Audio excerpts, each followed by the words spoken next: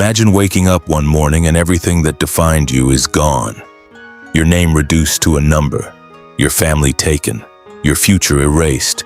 No privacy, no safety, no certainty that you will see tomorrow. Most people believe that if that happened, they would break. And many did, but some did not. Inside the concentration camps of Nazi Germany, one man began observing something that would later reshape modern psychology. His name was Viktor Frankl. He lost his parents. He lost his brother. He lost his pregnant wife. He endured starvation, humiliation, forced labor, and constant threat of death. Yet he noticed something disturbing and powerful at the same time. The prisoners were in the same conditions, the same cold, the same hunger, the same brutality, but they did not respond the same way. Some gave up quickly, others endured. The difference was not physical strength, it was not intelligence, it was not luck, it was meaning. Frankl discovered that the people who survived psychologically had something specific. A reason to continue, a future task, a responsibility, a person waiting, a mission unfinished. They had a why. This idea later became the foundation of what he called logotherapy, a psychology centered on meaning rather than pleasure or power. Here is where most people misunderstand life. They believe purpose must be grand, revolutionary, impressive, something that sounds good in a biography. That belief paralyzes them. Frankl's insight was simpler and more practical. Meaning is not abstract, it is concrete. It is specific to this moment. In the camps, his meaning was not change the world. It was rewriting the manuscript that had been confiscated from him. It was the hope of seeing his wife again. It was helping fellow prisoners maintain psychological stability. Small, specific, immediate. Now contrast that with modern life in the United States. People have comfort, technology, access to opportunity, yet millions report feeling empty, disconnected, directionless. Psychologists call it existential vacuum, the sense that life is happening but not for any clear reason. You see it everywhere. People chase achievement but feel hollow. They accumulate status but feel restless. They pursue happiness directly and end up more anxious. The problem is not comfort. The problem is the absence of meaning. Frankl's core principle was this: life never stops asking you a question, and you answer that question through responsibility. Not through mood, not through motivation, through responsibility. Meaning is not something you invent in a dramatic breakthrough. It is something you accept as a task. So here is the first shift. Stop asking, "What is my life purpose?" That question is too vague. Instead ask, "What is required of me right now?" In this season of your life, what needs your attention? Is it repairing a relationship, building a skill, finishing a project, becoming reliable where you have been inconsistent? Meaning lives in responsibility. Frankl observed that when prisoners lost their future orientation, when they believed there was nothing left to accomplish, they declined rapidly, physically and psychologically. When a person loses the future, the present collapses. You see the same dynamic today. When someone has nothing they are moving toward, their energy deteriorates, their discipline weakens, their habits decay. Purpose organizes the mind, it creates structure inside chaos. You do not need a dramatic vision, you need a defined aim. Take a blank page and write 3 things that matter in the next 6 months. Not 10 years, 6 months. Make them specific. Finish your certification. Repair your health markers. Save a fixed amount. Rebuild trust with someone important. Clarity reduces anxiety. Direction stabilizes emotion. Frankl did not promise comfort. He promised meaning. And meaning does not remove pain. It makes pain bearable. This is where American culture often gets it wrong. It equates happiness with ease. If something is uncomfortable, it must be wrong. Frankl saw the opposite. Even in suffering, meaning can exist. He identified 3 pathways to meaning. First, through creation, what you give to the world, your work, your effort, your contribution. Second, through experience, what you receive, love, beauty, connection, art, nature. Third, through attitude, the stance you take when you cannot change your circumstances. The third is the hardest and the most powerful. When you cannot control events, you can still control your response. Between stimulus and response, there is a space. In that space lies your freedom. That sentence has been quoted endlessly because it is operational. It means you are not a machine. You are not your impulse. Traffic frustrates you. That is stimulus. Exploding at the steering wheel is reaction. Pausing, breathing, choosing composure is response. The space may be small, but it exists, and that space defines character. Frankl proved this under the worst conditions imaginable. So what does that mean for you, in a modern American context? It means you do not need ideal circumstances to live meaningfully. You need awareness, you need responsibility, and you need the discipline to pause before reacting. Most people live on autopilot. They let mood dictate behavior. They let discomfort justify escape. Frankl's work dismantles that excuse. You may not control the economy. You may not control other people's decisions. You may not control unexpected setbacks, but you control your stance. And that control restores dignity. The real question is not whether life is hard. It is whether you are answering it consciously. If meaning could be found in a concentration camp, it can be found in a boardroom, a classroom, a small apartment, or a difficult season of rebuilding. The task is not to eliminate struggle.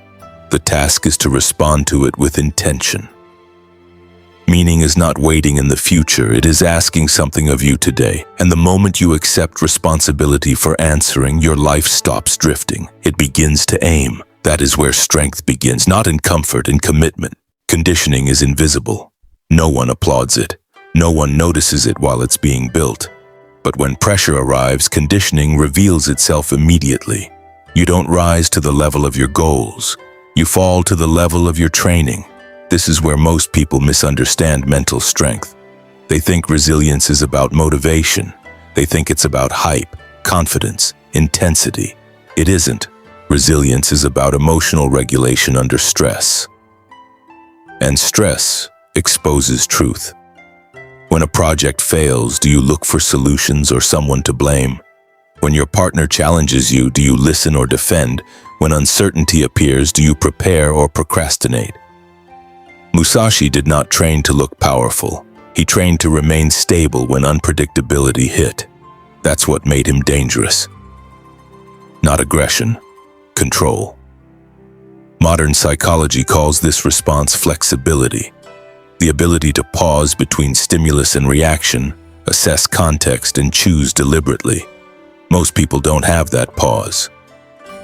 Their nervous system fires automatically. Anger feels urgent, fear feels final, doubt feels convincing. But these are signals, not commands. Musashi understood that emotions are weather patterns, temporary, influential, but not sovereign. When you identify fully with your emotions, they dictate behavior. When you observe them, you regain authority. That distinction is everything. Imagine sitting in a tense meeting. Someone questions your competence publicly. The untrained response is immediate defense. Raised tone, rapid speech, subtle hostility. But that response narrows perception. It makes you reactive. A trained mind does something different. It breathes once. It slows the tempo. It listens carefully. It responds with precision rather than impulse. That one breath shifts brain activation from survival mode to executive control. That one breath preserves credibility. That one breath builds reputation. Musashi's calm before combat wasn't arrogance. It was neurological control, and that control was trained daily.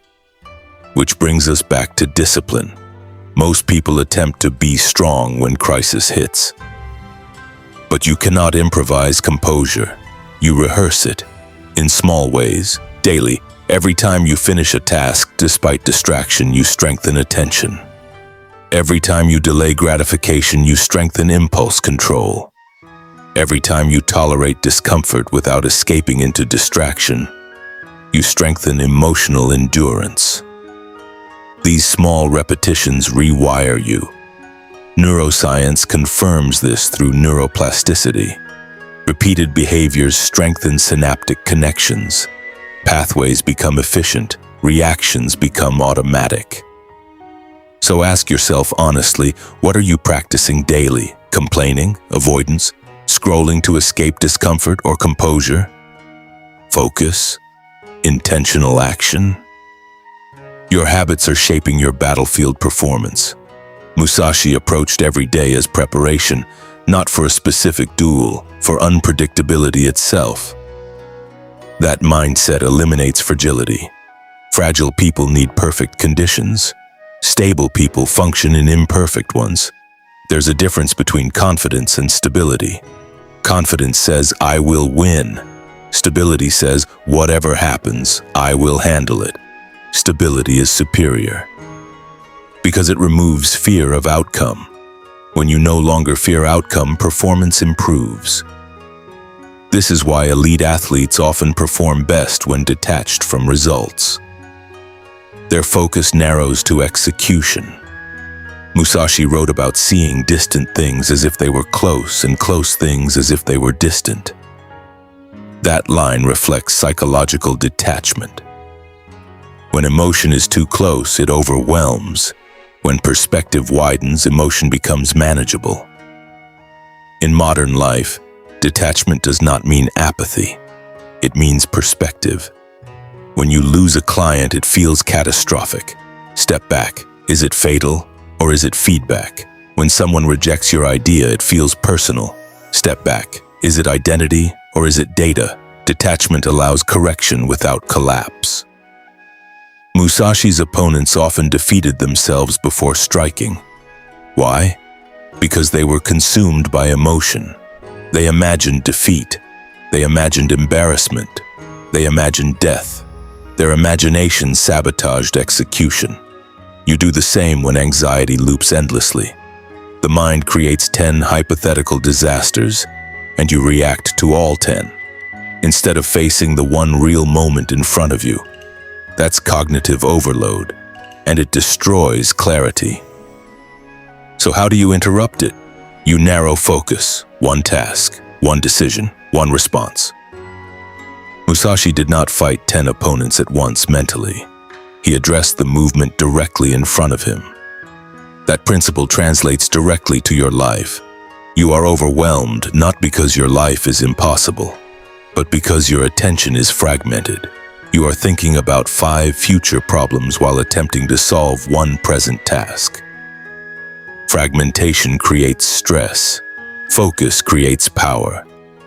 When you narrow attention to what is actionable now, anxiety decreases. Research in cognitive psychology confirms that task-focused attention reduces rumination and improves emotional regulation. Presence is not mystical, it is practical, and presence strengthens adaptability. Adaptability is not changing randomly. It is recalibrating based on feedback. If your approach at work isn't delivering results, analyze, adjust, execute again. If your communication style creates friction, observe, refine, try again. Adaptability requires ego reduction, because rigid ego resists adjustment. Musashi changed techniques frequently. He broke convention. He developed a two-sword style when others insisted on one. Why? Because he valued effectiveness over tradition. In your life, rigidity is costly. Refusing to change outdated habits, clinging to ineffective strategies. Insisting on being right rather than being effective. Adaptability requires humility. Humility is strength, because it allows correction without identity collapse. Most people equate correction with weakness. Disciplined individuals equate correction with optimization. There is another layer to this mindset. Control what is controllable. Release what is not. This is not passive thinking. It is strategic focus. You cannot control economic shifts. You can control skill development. You cannot control others' opinions. You can control your preparation. You cannot control sudden challenges. You can control your response. This internal locus of control increases resilience dramatically. Studies consistently show that individuals who focus on controllable variables experience lower stress and higher performance. Musashi did not control whether an opponent attacked. He controlled readiness. He controlled stance. He controlled response. He controlled attention. And that was enough. Now bring this into your relationships. Conflict often escalates because both parties react. Voice rises, ego flares, listening stops. A trained mind remains composed. It notices rising tension. It pauses. It lowers tone. It listens fully. That single shift changes the entire dynamic. Winning arguments is easy. Preserving trust is harder. Musashi sought decisive victory. In relationships, decisive victory often means restraint, strategic restraint, choosing not to escalate, choosing timing wisely, choosing silence when necessary. That is psychological dominance, not loudness, not aggression, control. You cannot eliminate stress from your life, but you can reduce your volatility. Volatility is what creates instability. Stability creates influence. People trust stability. They follow stability. They promote stability. Leadership under pressure is not about charisma. It is about composure. And composure is trained through repetition. Daily. Relentlessly. The question is no longer whether this mindset works. The question is whether you are willing to build it deliberately. Because without structure, intention fades. And without structure, discipline erodes. Which brings us to the most practical layer of this entire framework. How do you operationalize it daily? Because philosophy without structure becomes entertainment, and entertainment does not build resilience. Execution does. The final piece is system design, and that's where we move next. Execution separates those who admire strength from those who develop it. Understanding principles feels empowering. Applying them feels uncomfortable. That discomfort is the gate. Most people consume ideas about discipline, resilience, focus, and strategy. They feel inspired for a moment, but inspiration without structure fades quickly. The brain defaults back to old conditioning. Musashi did not rely on inspiration. He relied on system. If you want mental strength that holds under pressure, you need a daily structure that sharpens you the way repetition sharpened his blade. Not complicated, not dramatic, consistent. Start with this. Mornings determine momentum. When you wake up, your mind is neutral territory. It hasn't yet absorbed noise. It hasn't reacted to emails, headlines, messages, or demands. That window is small but powerful. Most people surrender it immediately. They check their phone. They let external input dictate internal state. That is reactive living. A trained mind sets direction before receiving direction. So begin with intention. Before any device, ask yourself one controlled question. What pressure will I face today and how will I respond? Not what will happen, but how you will respond. That shifts focus from uncertainty to preparation. Write it down, not mentally, physically. Writing externalizes commitment. It converts abstract intention into visible accountability. This is strategic priming. Research in performance psychology shows that pre-commitment increases follow-through significantly. When you decide in advance how you will act under pressure, your brain treats that response as rehearsed rather than improvised. You are building neural rehearsal. Next comes deliberate discomfort. Musashi did not avoid strain. He sought it, not recklessly, intentionally. You must do the same. Choose one action daily that requires effort beyond comfort. A workout when you feel tired, a difficult conversation you've postponed, focused work without distraction. This is not about productivity. It is about identity reinforcement. Each time you move toward discomfort instead of away from it, you strengthen self-trust. Self-trust is the foundation of resilience. Without it, pressure feels overwhelming. With it, pressure feels navigable. This is not about extremes, it is about repetition. Daily discomfort builds emotional tolerance. Emotional tolerance reduces panic. Reduced panic increases clarity. Clarity improves decision-making. This is how controlled intensity becomes stable. Now we move to the third component, midday awareness. Stress accumulates silently. Deadlines stack. Conversations shift tone. Unexpected problems arise. If you move through the day unconsciously, your nervous system overloads. So you insert deliberate resets. 2 minutes, 3 times a day. Stop. Breathe slowly. Notice tension in your body. Release it. This sounds simple, it is, but it interrupts escalation. Physiological regulation precedes psychological control. Slow breathing signals safety to the nervous system. That reduces amygdala activation. That restores executive control. This is modern neuroscience applied strategically. Musashi did not have brain scans, but he practiced internal regulation through discipline and awareness. You can do the same through structured pauses. Then comes evening reflection, not self-criticism, evaluation. Ask yourself, where did I respond with control? Where did emotion take over? What triggered me? What strengthened me? Do not dramatize failure. Extract data, refine tomorrow. Reflection closes the training loop. Without reflection, repetition becomes blind. With reflection, repetition becomes intelligent. Over time, this system builds something subtle but powerful. You begin to notice emotional shifts earlier.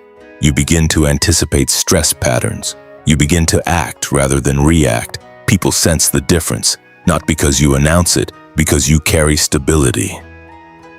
This is what made Musashi intimidating. Not rage, not volume, presence. A person who is not easily shaken disrupts chaos. Calmness under pressure shifts group dynamics. In meetings, others look to the steady voice. In conflict, others soften when you do not escalate. In crisis, clarity stands out. You do not need aggression to command respect. You need composure, and composure is cumulative. Most people fail not because they lack ability. They fail because they lack system. They depend on mood.